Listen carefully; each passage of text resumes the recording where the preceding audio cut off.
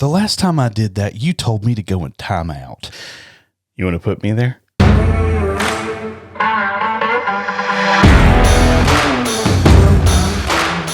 What's up, everybody? Bob our pastime. We're back from the 15. You bought something. I did buy something. Yeah, surprise, surprise. I bought something that had a number on it that actually meant the year, and I didn't get scammed. Do you know how many times I've done that? Oh, yeah. You buy a lot of old charter. Yeah, it's like, old charter. 8 years, baby. There's a couple of weird things with that. One is sometimes you think it might be old Carter. It's not. You paid $200 for a pint of old charter one time. It was hilarious. Right, and it was not 8 years. It was just number 8. Right. Yeah, so I finally bought something that has a number on it that is actually legit. And I'm very excited about it. All right, what'd you buy? I bought 10 cup 14 year. It's in this kind of like, it's in this. It's called a tube. They call those tubes. Yeah, it's in this big old, but it's kind of like more, it's like, I don't know. It's fatter. Okay, wait. Girthier. What do we got here? This is, so what people don't know Here, is I'll give you the tube. we had a Lost episode where we drank 10 cup regular, and we'd only already recorded for 30 minutes. We're a little too sassy. This says 10 cup 14er. Oh, 14er. Do you know what a 14er is? So because it's Colorado whiskey. It's 14 years old. Is it 14 years old? Yes, it is. It does say 14-year-old bourbon, but I was about to think you were getting scammed again. Because a 14er is a mountain that you can climb that is over 14,000 feet. So that's kind of like it's almost like running a marathon. Is the feet that you can climb up like the difference between like the Appalachians and the Rockies? Well, no, these are just like the peaks that you can go and climb. That a 14er, like those mountain peaks are kind of like a benchmark. Like is there a 15er? Like, is it? No, I mean, some can go above 15,000 feet, I would assume. But like, so this one is named, it's release 1, front range. The highest elevation is 14,278 feet. So people go to Colorado and they're like, "Hey, I want to tackle a 14er." It's like an accomplishment. Right. It's like 3 miles I said, up. It's like running a marathon. Like how people they put the sticker on the back of their car, like the 28.6 or whatever. Oh, okay. Or 28.2. I thought about just putting those numbers on my 26.8. car. I don't know what the number is, but it's like that's like an accomplishment. You've done something. This is like the mountain climbing equivalent to a marathon. Yes. Now I'm sure there's like the Ironman equivalent, like something much bigger. 26.2. But yeah, because 13.1 is like the halvesies. Yeah, the halvesies. So I have a 14er story though. So pour this up. You have a 14er story? Yeah. Is this appropriate for this? Oh, you mean like, okay, I understand what you're saying. You know what I'm saying. Yeah, this is nothing to do with that. Okay. This has to do with mountain climbing. Well, what is that? So pour this up and I'll tell you my 14er story because I went with... Okay. Number 1. I'll let you talk. Well, They still have the shot glass cap. They still have the shot glass cap. Still have some more over there from the last time. Go ahead. So my brother-in-law, we were in Colorado in the summer, and he's like, "Hey." Oh, that was a good car prop. He's like, "Hey, let's do a 14er." I was in much better shape, by the way. I would not make it to 5 at this point. I couldn't do a 5er. You couldn't do a 5? Wait, Yeah. no, that's like you pay someone to do crappy graphic design. Yeah, I couldn't even do that right now. But I was in better shape, so he's like, "Let's go do a 14er." I was like, "All right, I'm down." So we went, and we were going to climb this one called Quandary. It's like west of Breckenridge, like 45 minutes to get to Quandary. And we set out on the trail, and we have these pictures. It was great. We're having a good time. And this was like something he really wanted to accomplish, was this 14er.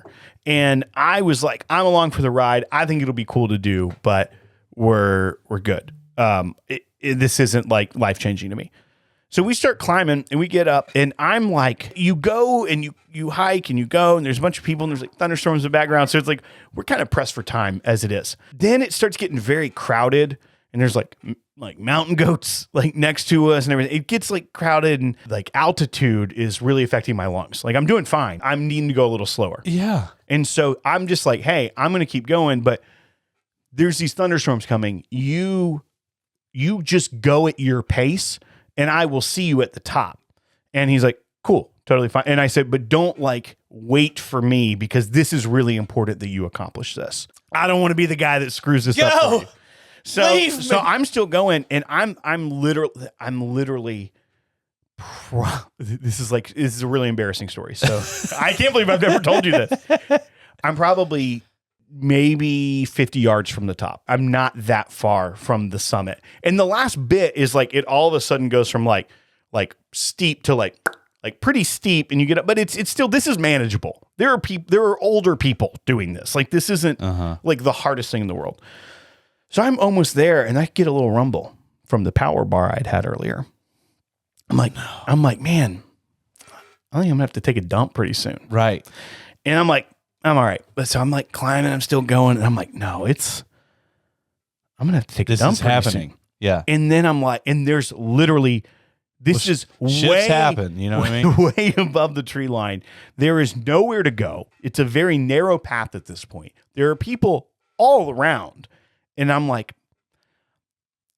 I have to make a call whether or not I'm going to go to the top and try to find a place or just turn around and literally try to book it down the mountain to try to get to a tree, which would take me 45 minutes maybe. Like it's not easy. It's not just like, so I'm like. You know what I would do? What? I would do it right there, and I'd rip off my underwear and just hope and pray that there's enough surface area to get that stuff off me. So here's what happens. So I turn around and I start booking it down the mountain. I'm like, forget this. I gotta go. So I'm booking it down the mountain as fast as I can. People are thinking there is an emergency. Some people are like, there's like people watching. Yeah. And it gets to the point, and I'm like, did you tell everybody, like, don't worry, everybody? No, nothing's happening. I'm just have to go take a dump. I'm trying not to like tumble down the mountain. Super easy to do. The mountain goats are looking just pissed. And then I just finally I get to a point where I'm like, I definitely cannot make it down to the woods. But it's leveled off that I can at least get off the path to the sides a little bit. So I just scamper across some boulders, throw my pants down, sit on a boulder, like right over a hole, and I'm just letting it go. Like, yeah. Just insane. And it felt great. Great feeling. But then all of a sudden, this creature about 10 feet away pops up out of another hole. No. And looks at me and starts screaming at me. It was a marmot, and I was taking a dump in his home. Yes. He was. And I'm like, go away, marmot. Go away, marmot. And he's like, So what's a marmot? It looks kind of like a gopher. Yeah. A little bit bigger. So imagine like Caddyshack, the gophers that pop up and are screaming. Yeah. How about a nice cool drink, varmints? That times like 10 size screaming at me on a mountaintop. That's big. And it's also causing everyone that is also descending the mountain to stop and watch this creature yelling at the guy that's taking a dump on the side of the mountain. Right. And people are you okay? And I'm like, I'm good. Just go. You don't want to come over here. Yeah, I did have another like shirt in my backpack with me.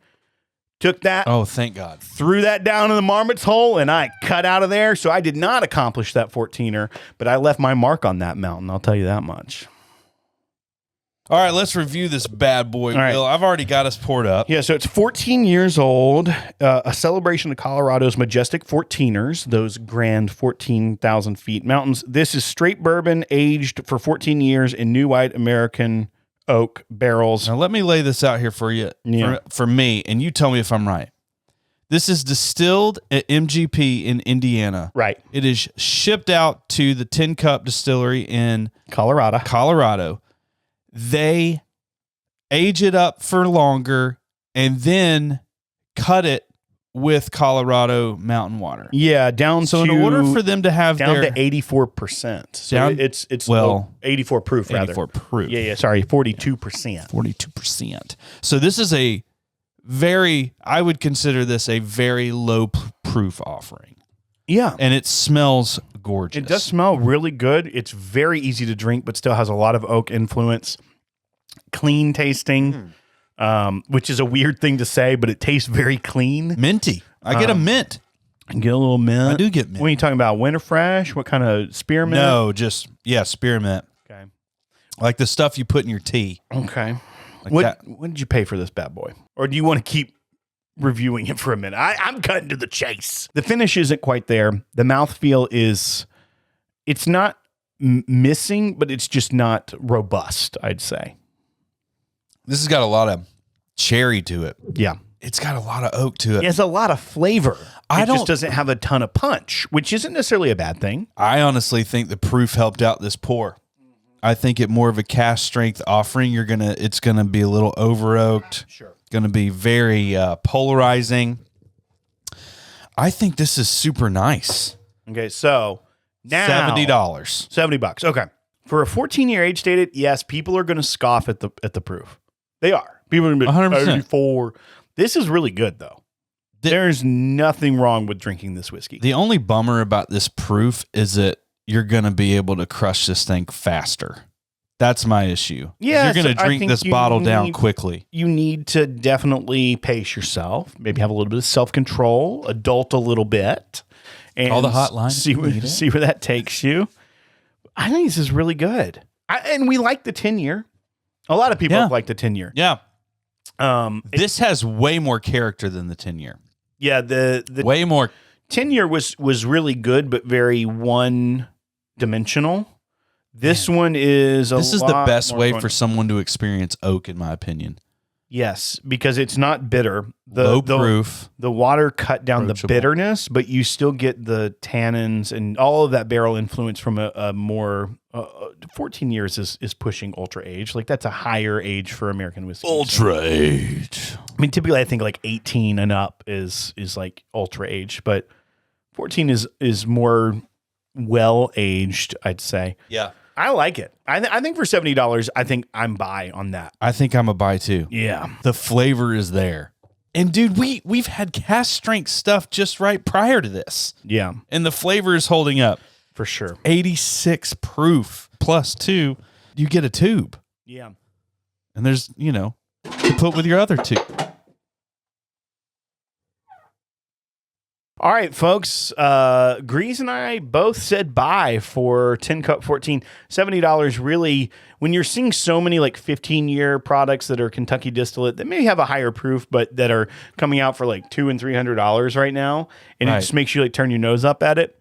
I like seeing something with a higher age statement, actually an age statement that's not over $100. You know what I like to see? I like seeing water being added to a product to make it better. I wish you were 90 proof. I do. There's something about that 8. There's something about that 8. The 8? Yeah. It's 86. Oh, you're talking about there's something about the 80? Yeah, it's starting with an 8. I love the 80s. Well, I like the 80s as a decade, not as a proof range. But this one, it still holds up. I think this is a very good whiskey. Mm-hmm. All right, folks. Thank you for watching. Give us a thumbs up. Subscribe to the channel if you haven't already. And if you want to support us, go to patreon.com/thepodcast. If you want to come party with us, whiskeytainment.com.